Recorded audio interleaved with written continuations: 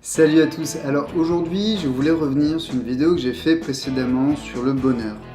Parce qu'en fait j'ai eu quelques retours IRL dans la vraie vie de gens qui m'ont dit ouais mais attends, tu peux pas dire qu'on a le droit d'être malheureux quand même, t'es coach, t'es censé promouvoir le bonheur.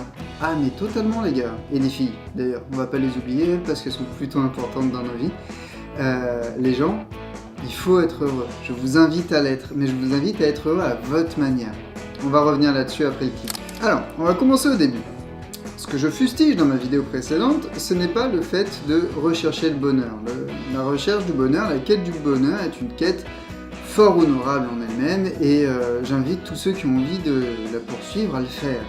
Ce qui m'ennuie, et là où j'ai envie d'intervenir, c'est de vous dire, trouvez votre définition personnelle du bonheur. Parce qu'en fait, le vrai problème, encore une fois, c'est qu'on arrive sur un bonheur standardisé. Et quand on regarde Instagram, quand on regarde Facebook, quand on regarde LinkedIn, on s'aperçoit que les gens ne montrent que les moments cool. Ou très souvent, 90% du temps, ils ne montrent que les moments cool. Et que les 90%, et que le reste du temps, c'est des trucs notes qu'ils vont montrer ou partager. Mais on vous montre pas les nuits blanches passées à penser à sa boîte, à sa trésorerie, on vous montre pas le nombre de fois où on s'est engueulé avec nos investisseurs parce qu'on n'était pas d'accord sur la vision ou sur la trajectoire que devait prendre la boîte. On ne montre pas le nombre de lettres de motivation auxquelles on n'a jamais reçu de réponse avant de tomber sur le job qui nous plaît vraiment. On ne vous montre pas le nombre de filles ou de mecs qui nous ont dit non quand on allait les voir pour boire un coup avant de vous parler de notre histoire d'amour qui nous a rempli de bonheur.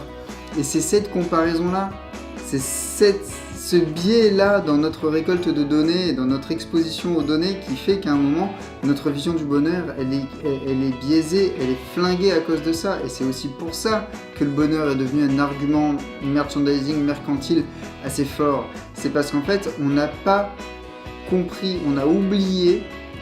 En fait, c'est plus ça, c'est pas qu'on n'a pas compris, c'est qu'on a oublié qu'à un moment, le bonheur, il se construisait, il se rendait ultra personnel, ultra individuel.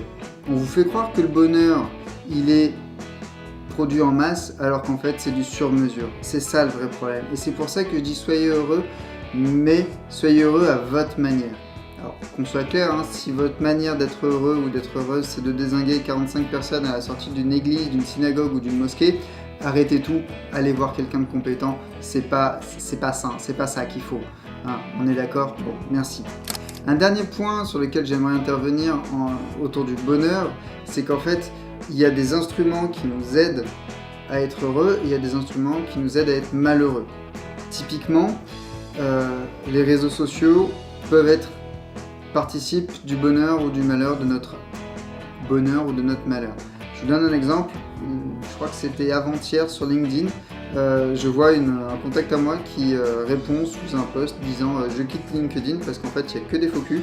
Et là en ce moment dans ma vie ça va pas, il n'y a que des gens qui disent que leur vie est merveilleuse et que leur vie professionnelle est géniale. Moi ma vie professionnelle c'est la merde, j'arrive pas à m'en sortir, il n'y en a pas un qui est là pour m'aider, ils sont juste là pour se faire mousser et c'est pas ça que je recherche. Cette réaction là, de plus en plus de gens vont l'avoir. Tout simplement parce qu'en fait cette réaction là, elle est normale. Quand on est face à quelque chose qui nous enfonce encore plus la tête sous l'eau, le bon réflexe, c'est de s'en écarter. Et les réseaux sociaux peuvent être participes de notre bonheur comme de notre malheur. Je dis pas coupez-vous des réseaux sociaux, je dis attention aux réseaux sociaux. Typiquement Instagram en fait partie. Les photos de voyage des potes, c'est génial. Les photos de beaux lieux, des belles photographies, c'est génial. Les gens qui vous font croire qu'ils ont une vie merveilleuse parce qu'en fait, ils vous montrent les 10 minutes dans la journée où ils ont suffisamment d'énergie pour sourire. Ça, c'est encore autre chose. Et c'est pour ça qu'il faut suivre les bons comptes sur Instagram, les bons comptes sur LinkedIn, et ainsi de suite. C'est tout simplement parce qu'en fait, notre cerveau, notre être va se développer grâce à ce avec quoi on le nourrit. Si on le nourrit avec des choses positives, bien sûr, lui aussi, on va aller vers plus de positivité. Mais si on le nourrit d'une fausse positivité, on va tendre à faire la même chose. Et je suis pas le seul à en parler, il y a plein d'auteurs qui travaillent sur les réseaux sociaux qui disent attention avec les réseaux sociaux, mais il n'y a pas que ça. Il y a les vidéos YouTube, j'en suis l'exemple même. Personnellement, je me trouve plutôt heureux dans ma vie, ça m'empêche pas d'avoir des phases où je gueule, des phases où je râle, des phases où j'en chie, et j'en parlerai à l'occasion. Mais ne croyez pas que parce que je m'installe devant une caméra et que je vous fais une vidéo toutes les semaines, tout va parfaitement bien dans ma vie. C'est faux. Cependant, je fais de mon mieux pour aller vers quelque chose qui me plaît. Et c'est ça qui va être important. C'est que mon bonheur, je le construis selon mes critères. Les critères de mes parents, les critères de mes amis, les critères de mes contacts éloignés sont importants, mais seront toujours moins importants que mes critères et ceux de la personne avec qui je partage ma vie. Et ça, cet ordre de priorité-là, il a son importance. Cette notion de se libérer du regard des autres, du qu'en dira-t-on et de la pression sociale pour vivre notre bonheur à notre manière, ça, c'est ultra important, c'est totalement essentiel. Et c'est cette notion-là que j'ai peut-être un peu oubliée la dernière fois, c'est créer votre bonheur, oui, mais créer un bonheur qui vous ressemble et qui vous rende pleinement satisfaite et satisfait. Allez, salut!